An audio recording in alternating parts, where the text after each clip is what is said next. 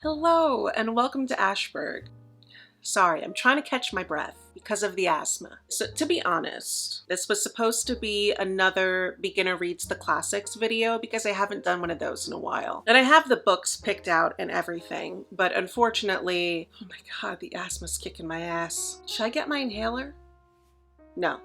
Suck it up, do this. This video was supposed to be a beginner reads the classics video, but unfortunately, Wuthering Heights and I are going through a phase where I don't read her and she doesn't get read. So instead, this week we read two books that you might like if you like the movie Knives Out. So when I was researching this, I read that the director of Knives Out said that Agatha Christie was like his biggest inspiration. That could be a lie. I'm not going to fact check. So with that in mind, we picked out some books that are cozy, comfy mysteries. The stakes are still going to be pretty high. It's just not going to be a thriller. We're not going to read about anybody wearing somebody's earlobes as a necklace. And sometimes we need that change of pace. So if you want to see how this week went, reading books for if you like Knives Out, please keep watching. Hi! So we have officially kicked off our week of murder mysteries. I decided to start with Magpie Murders by Anthony Horowitz. I don't know if it was just me, but everybody who used to frequent Barnes & Noble about like 10 years ago, do you remember seeing Magpie Murders everywhere? Like, take a good look at the cover. Do you remember this book? I feel like there was a time where Barnes & Noble always had Magpie Murders out somewhere on display. I mean, it could have just been my specific Barnes & Noble, but I seem to remember Barnes & Noble pushing Magpie Murders like the CIA pushed crack in the 80s.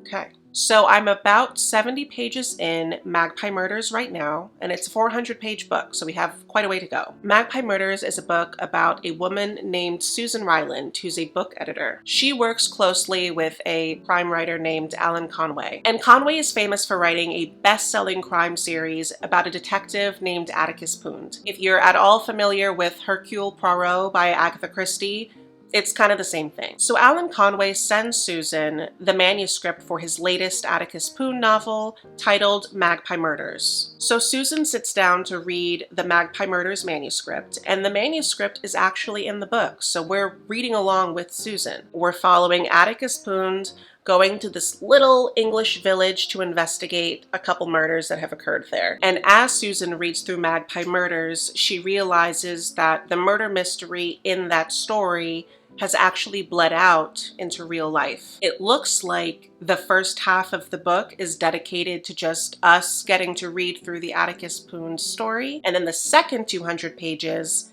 is about Susan solving the murder that has bled out from the Atticus Pound story. So Horowitz, the writer of this book, not the inside book or the inside book, the bigger book, the outside book. What am I saying? So Horowitz has crafted a mystery within a mystery. So I'm very much into it. So Atticus Pound comes to this little village to solve these two murders. The first one is kind of soft, not too bad. By the time the killer strikes again, they've discovered that they actually have a little taste for it. So the next murder is very grisly and gruesome. It's called Dedication to Your Craft. I will warn you that this book has a pretty large cast of characters. You're constantly switching between the points of view of different people in the village, as well as Atticus, as well as his assistant, as well as the police. I don't really mind it. But if I put this down for a couple days and pick it back up and they're like, and Clarissa said, I'm like, who is Clarissa? But I like it so far. I like the setting. I love the setting where it's like a small village, not that many people, and everybody's in each other's business. And so you're uncovering all these juicy little snippets of gossip as you read along. And I myself would not mind retiring to a nice, sleepy little English village. Probably not this one though, because there's like 30 people.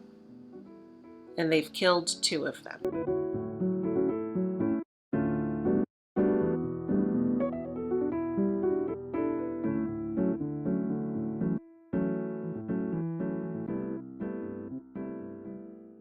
Hi! Do you like my hat? I'm about to brave the elements to go take my dog for a little walk, but first I wanted to give you a little reading update. I don't know if you guys can hear the wind outside, but if you never hear from me or my dog again, It was him. At this point, I was supposed to start the second book. Unfortunately, Magpie Murders has all of my attention. So we are on page 128 of Magpie Murders. Atticus's investigation is fully underway. He has been at the town for a few days now. He's walking around the town, getting to know everybody, interviewing everyone, getting little bits and pieces of information that somehow all fit together. I just don't know how. I'm finding that I'm a big fan of like the Knives Out classic mystery. Like when you have one person coming to an isolated area and investigating the different people in that zone, and we know one of them did it, but we just don't know who. And I think what me and my pom-poms really like, we're constantly getting a stream of clues. Little things that we're supposed to notice, but we don't even know if it's useful or not. Atticus has been exploring the village, pick up various clues, and assemble them together in his mind, and make little exclamations like, oh, that makes sense. And you're like, yeah, it totally makes sense.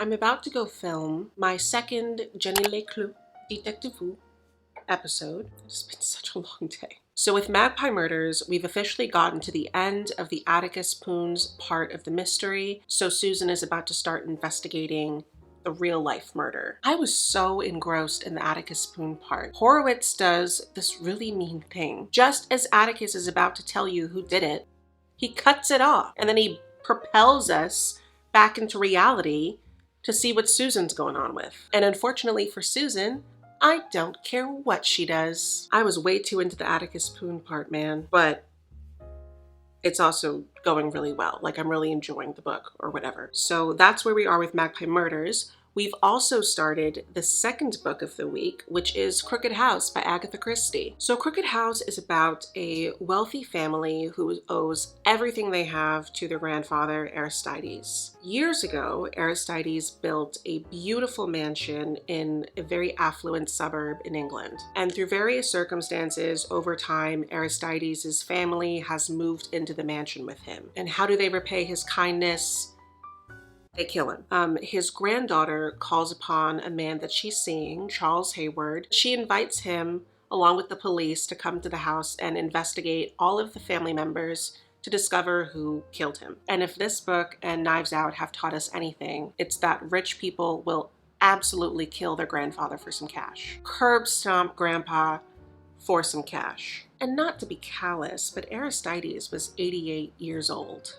Time is on your side, babe. But I am about 50 pages in Crooked House so far. There's something about these characters that I'm just not buying. The main character doesn't have a personality. He's not really an active participant in the book. Like, he's more just a cardboard cutout for other characters to engage with, and then that's how we learn the information. Which might not be so bad if I wasn't also struggling to accept the other characters in the book, like the family members. Like, I don't believe them as family members. I feel like this is just an empty house and somebody hired a troupe of actors to come in and pretend to be his family. They feel like caricatures of rich people. Or maybe this is just like way too realistic for an old money family and I don't like what I'm picking up. Just completely hollow.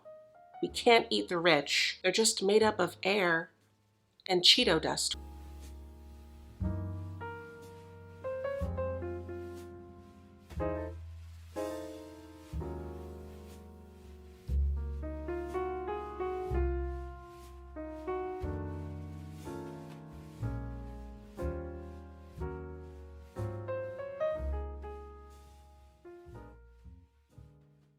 Alright, I gotta be honest with you guys. Magpie Murders kind of fell off. And I'm so surprised by that because I swore that this was gonna be an easy 4-star read, but now I don't know. I totally get what the author was trying to do by doing the mystery within the mystery, but if you're gonna do that, then both mysteries have to be almost equally as entertaining. And this outside mystery sucks. It's as exciting as a wedding without an open bar. The outside mystery has to do with our main character, Susan, the book editor, investigating the death of the famous author Alan Conway, who wrote Atticus Pound. It's really just been about Susan going to various places and meeting Alan Conway's family and meeting people who didn't like Alan. It's a long list. I'm on it. But it just doesn't feel like it's going anywhere. It's not capturing my attention. And now it's getting to the point I have to keep track of all these different clues for the outside mystery that I'm forgetting so much of the inside mystery and forgetting all of the specifics of the inside mystery. So now the concern is, when we eventually return from the outside mystery to the inside mystery, am I even gonna know what's happening? I don't know, man. Should I have gotten a notebook? But yeah, it fell off. And funnily enough, Crooked House has absolutely taken its place as my favorite. I think I'm on page 90. The e-reader's right there, but I can't. And I am liking this. It's definitely picked up. Characters still don't feel as realistic, but I think the beauty is in the fact that there's this big ass house and it's filled with these family members and they know that one of them's a murderer. So the tension of just them moving around each other, not knowing who to trust. Charles slowly going crazy because he just has no idea who's behind it. And then us finding out more and more little things about the family's inner workings and what was really going on behind the scenes. Like, I like it. And there's just so many family members, so many suspects, because you have, the grandfather who was killed. A few years ago, he married this woman who was in her 20s, who the family hates because she married him for his money. And I get it, because I would probably feel the same way, but I don't think that they have to give this girl so much flack, okay? She was in her late 20s, married to a man in his 80s, and probably having sex with him. My sister is owed every cent. But yeah, you have her, and the grandfather, Aristides, has 2 living children, both of whom are married, and one of whom has 3 kids. And they all live together in the same house. So Charles is just going around having these very strange interactions with each of the family members. It's definitely building tension. Charles has grown on me as a character. Actually, I kind of forget his name half the time.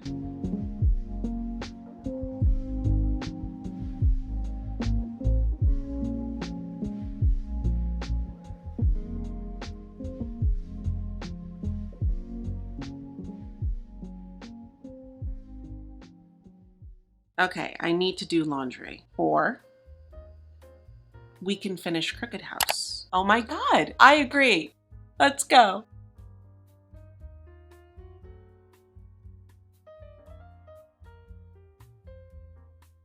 God, I feel like I'm gonna throw up. Fight it.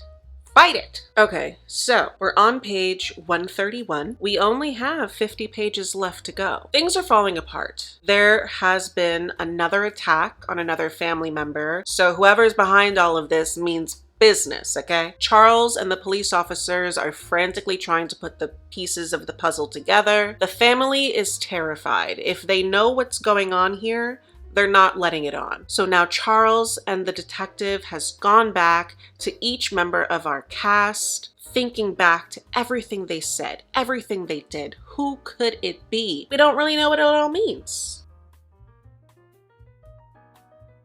We have less than 40 pages left, and we still haven't landed on anybody. You know, the book's at that point where it's trying to throw you off the scent, but we're not falling for that because we're veterans of the mystery genre. As a veteran, though, I don't know who it is. I don't know who it is.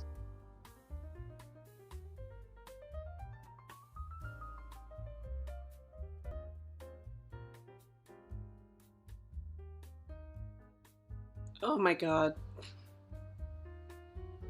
I'm trying to work this out. I'm trying to think, like, who would do this? Who would have this much hate in their heart? Rich people. This is so chaotic. This is so chaotic. Because imagine being trapped in a house with your family that you love, even though they're a bit eccentric, and one of you is killing the others. This is such a good brand of chaos. Like, this is such an entertaining brand of chaos. Everybody's just scrambling at this point. Like, we have to do something. Hold on.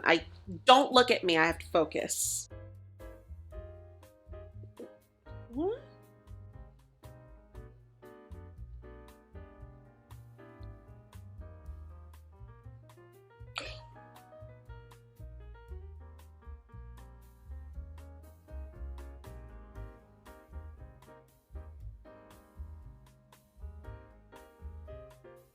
I'm scared. I'm scared. That made my blood run cold. Agatha Christie, you read Crooked House. Read it.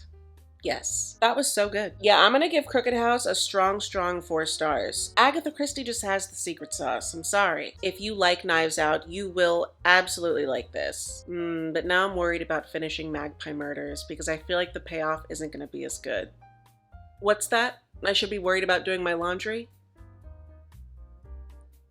Oh.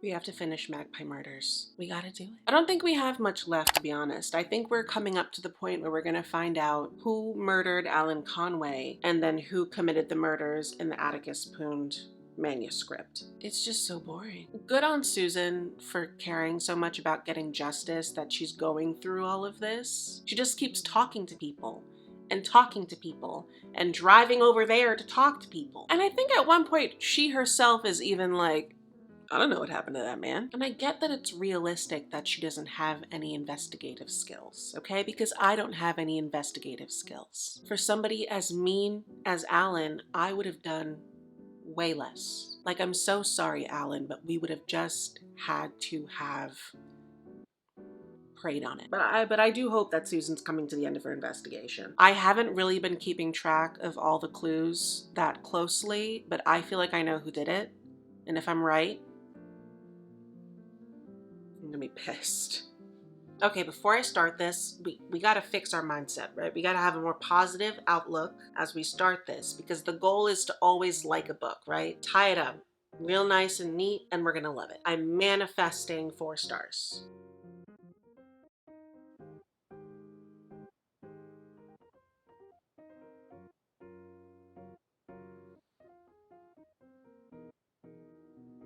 Okay, number 1, it was exactly who I thought it was, so I feel cheated. Number 2, I don't know, it all feels very flimsy. Number 3, Susan's stupid. She just did something so unfathomably stupid. Susan, what is your problem? Why would you?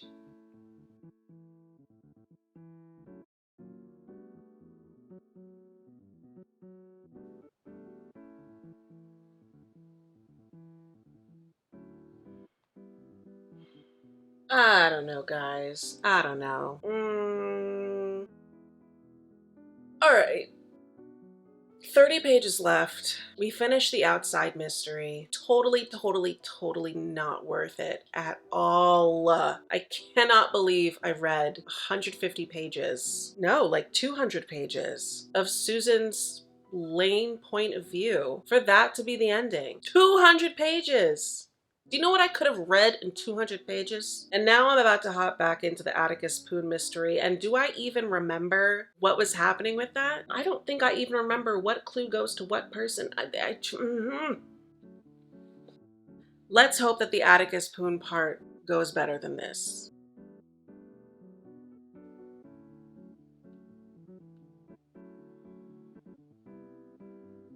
That was so much better than Susan's point of view. The Atticus Pound story would have been great on its own. I thought that the Atticus Pound twist was so good. Yeah, no, I feel like that was so good. That was so good. Why didn't he just stick with this? Why did he do the whole other? All right, Magpie Murders. I give this author, Anthony Horowitz, a lot of credit for the ambition, and I think that it had a lot of potential. If he had cut out Susan's entire storyline, this would have been perfect. I just don't think that the Alan Conway mystery was necessary. I'm still like a little confused as to some parts of it, and it just made me mad. I'm gonna give this 2.5 stars, 2.75 stars, because I did like the Atticus Poons part so much.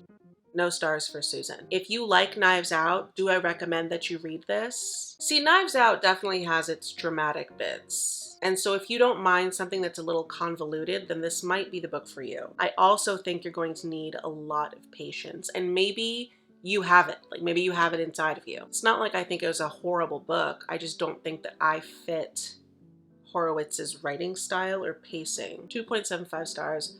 Do with that what you will. We finished our week of Knives Out books. Let me know if you've read either of these books and what you thought about them. And if you want, I can also dig up some more Knives Out book recommendations, and we can do this whole thing again too. I like a good, cozy, traditionally styled mystery. I think that those are always so fun. Thank you so much for visiting Ashburg. I come out with videos.